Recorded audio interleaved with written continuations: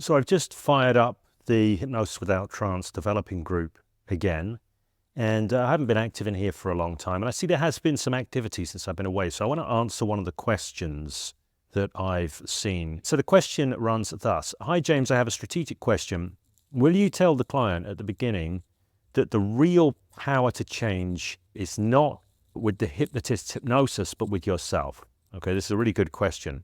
I find that this framework doesn't always apply. There are a lot of people who have an expectation of hypnosis, but that's not always a bad thing. So now, in the beginning, I no longer try to change the other person's perception of who is working, but I still hope to return this expectation to customers at the end. This is a really good question. So, Chen, I really appreciate you asking this. When do you think is the most appropriate time after he's witnessed his own change? Now, I think that we can get caught very easily sometimes in ideology. Ideology is a useful thing when it informs us. It is not a useful thing when it restricts or binds or limits us. Now, from an ideological perspective, I am a great believer that clients are best served by understanding that the power to change lies within them and comes from them. Absolutely 100%. Ultimately, that is the most generative thing. If they've come in and they think, well, I was changed by the hypnotist, they go out and they're not really kind of further resourced or empowered in their life. They don't have a sense of what's possible for themselves, from themselves. They always have to outsource that change. There's also other reasons why it can be useful to have people really own the change. People are more invested in what they come up with themselves. So there's pragmatic, strategic reasons for that as well. However, there's no point getting into an argument with a client about how things should or shouldn't be. I'm a great believer in meeting the client where they're at, working with what they want. When a client comes in with an outcome, for example, they may have an outcome that I think is not a good outcome. I think the way they have their outcome formulated might well be part of the problem. Let's say somebody comes in, I've just had somebody contact me actually, they want some help with what they call intrusive thoughts. Now, I haven't done the session with them yet. Only just replied this morning to the email. But really, there's a particular solution to this that if they were to implement it, it would absolutely work. The solution is this. They need to stop placing excess importance on the strategic thoughts, accept them, and see that they aren't that important.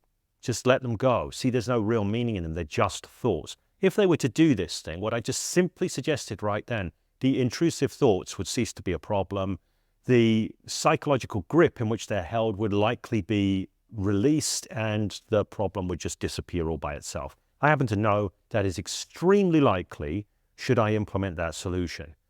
However, if the client comes in and, I'm also, by the way, aware that if I buy into their formulation of the problem, these intrusive thoughts are a problem and I cannot be at peace until I get rid of them, and it is absolutely essential I get rid of them. In fact, I'm willing to pay a high amount of money to get rid of them, so the most important thing is we get rid of them. If I buy into that outcome as it is, then I'm being what's called recruited by the problem.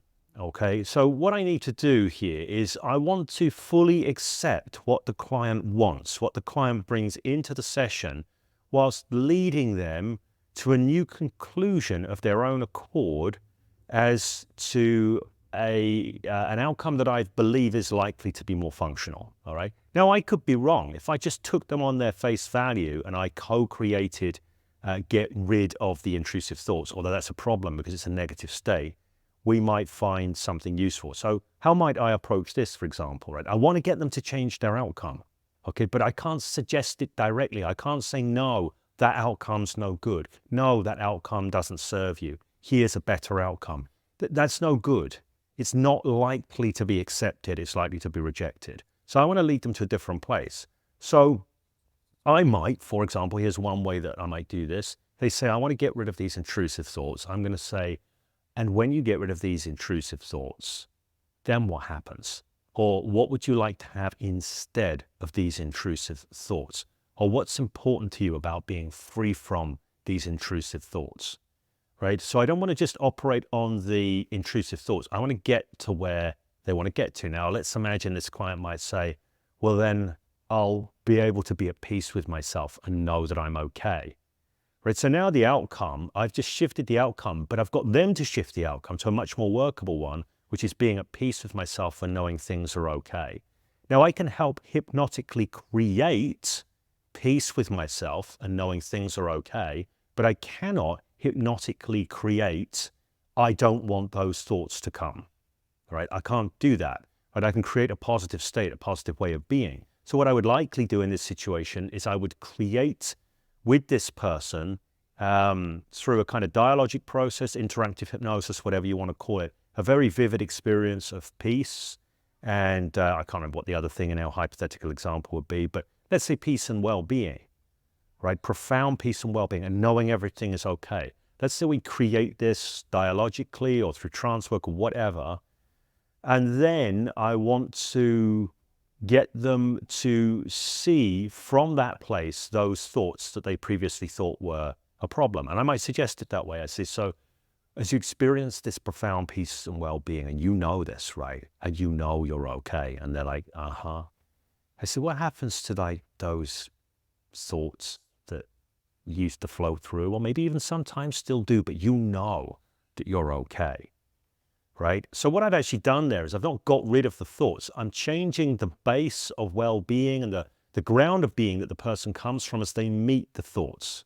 Now, once their okayness is unaffected by the intrusive thoughts, then the pattern that keeps them in place is likely to drop away, okay? But I didn't go in and say, no, your outcome's wrong. You need to think about it like this. I didn't do that. That's not what I'm going to do. Now, why am I talking about this? This doesn't seem to be directly related to the question, but it is. The point of the matter is you accept what the client wants. If the client comes in and says, look, I need hypnosis to help change me, right? I might ask the question, and what is it that you see hypnosis doing for you, right? And they might go, well, it'll free me from having to struggle with this or something, right? And then I say, when you're free from having to struggle with this, then how are you being instead when you're free like this? Or I might say, what kind of free, right? So I'm going to develop a different state. But I didn't argue against and say, no, the hypnosis isn't going to do it for you. It's going to be you that does it for you. I'm just going to get busy with getting them to do it for themselves using hypnotic facilitation and hypnosis work, right?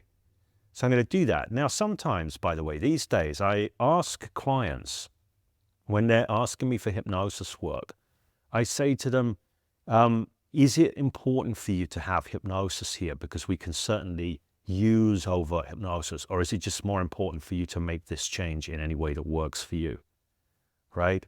Now, like I literally give people the choice, do you want hypnosis or not? Now, I'm always going to be working hypnotically by my criteria, right? But like when I'm working, say, dialogically using co-creative hypnosis, this kind of thing, some people will recognize that as hypnosis, some people won't, okay? And I really like, by the way, who is it? The Australian guy, Ericksonian hypnotherapist. His name is suddenly blanking on me right now, but it'll come back to me before I finish this audio. He's got this idea. I'm going to let go of trying to remember the name. He's got this idea that hypnosis is anything that both you and the client agree is hypnosis. Okay, I really like that definition of hypnosis because sometimes I could work very dialogically with somebody, maybe using a sort of clean languagey flavored process. Somebody goes profoundly into the experience and they will go, wow, that was really hypnotic. Somebody else could do the same thing and go, yeah, but we didn't use hypnosis. You know, that was just my imagination or whatever. So I want to know up front whether a client actually like wants hypnosis or not. If they say, yes, I want hypnosis, I really feel it would help, right? Then I'm going to give them an experience that they can frame as hypnosis, and I want to get agreement for them, with them. I will do throughout the process that this is hypnosis. I make sure I've got buy-in for that. But really, I'm still helping them create the change from the inside out using their own resources, right? But I'm not going to let them, I'm not going to dismiss their desire for hypnosis at the beginning. I'm going to completely give them what they want and also utilize their resources, you know, and their innate creativity and all of this to come up with the version of self that has transcended the problem that they are then able to have come alive within themselves and live into fully. So I'm going to be doing this. Now, at the end of it, once we've done this, I'm going to, by implication, be suggesting that it was them that did it, right? I might say things like, and who knew that you could do this, right? Who knew that you could do this? I'm going to do things like this. I'm not going to patronizingly go, hey, well done. You see, you did have it in you. I'm not going to do that at all. And I won't necessarily give an overt lecture to say, you did this. But there will be a lot in my presuppositions that suggested they're a highly resourceful person who can do this. And also part of the process that I'm likely to be using if I'm working in what I call sometimes a more white path way, a more generative way, is I'm actually going to be connecting them readily into their own competence, into their own capability, into their own power. So that's just going to come alive anyway through the hypnotic work. They're going to realize through the process of the work that they have a lot more resource, power, potential, possibility, good stuff within them, that they are actually a very capable, competent human being, that they have what it takes to handle things. That will just emerge by default through the process without it having to be explained to them out and out. So hopefully that's a useful answer. I appreciate that question, Chen.